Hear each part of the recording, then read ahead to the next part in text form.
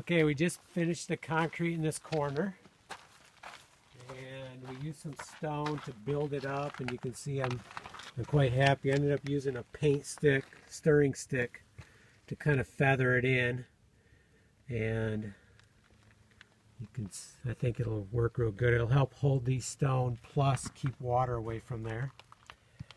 All the edges done. Now the one thing I didn't mention, so this cement slab, I should have came out a little bit further in hindsight, but the cement slab, when we purchased the property, it was here. Now what I did to make sure that it was a good cement slab is I dug down on the back side to see if it had a good footer in it. And I had dug down about 2 feet and it was still going, so it did appear to have a good footer in it. Now the concrete wall, we had to have that poured because they had, originally it was a block wall, I think. And after it burnt and they pushed everything off, the block wall went, I think, got filled in down here, all the blocks. So the concrete slab, well, the original double wide that was on here burnt. Probably had some help, but it ended up burning. And then we purchased the property with the slab and the septic and the well. And I had to research that to make sure they were good. But we'll talk about them some other time. Now, one of the things we did is there's a drainage pipe around the whole front end of the house.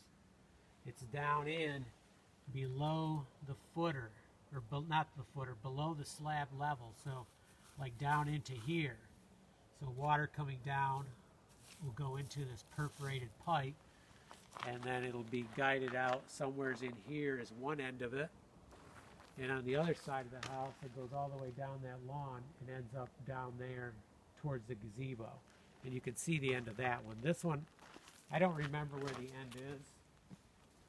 It's got to be right in here though. Well, probably right into here, because it runs right along here.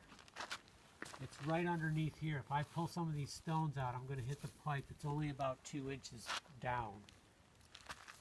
And that's why there's crushed stone here and there's bigger stone over top of the pipe. And I just barely had room to get the big stone in. Like this stone right here, I'm sure is touching, it's over top of the pipe. I didn't want dirt to get into the pipe and fill it in. So I did put crushed stone in. The only thing is I used a really fine crushed stone, and now I'm using a bigger crushed stone now, a little bit bigger.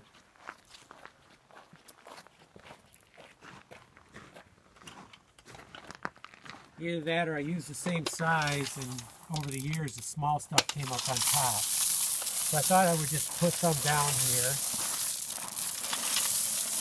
kind of give it a fresh topping. Plus it might stop the real little stone when it's raining really hard actually gets pushed down onto the lawn a little bit. So I thought I'd throw some of this on top.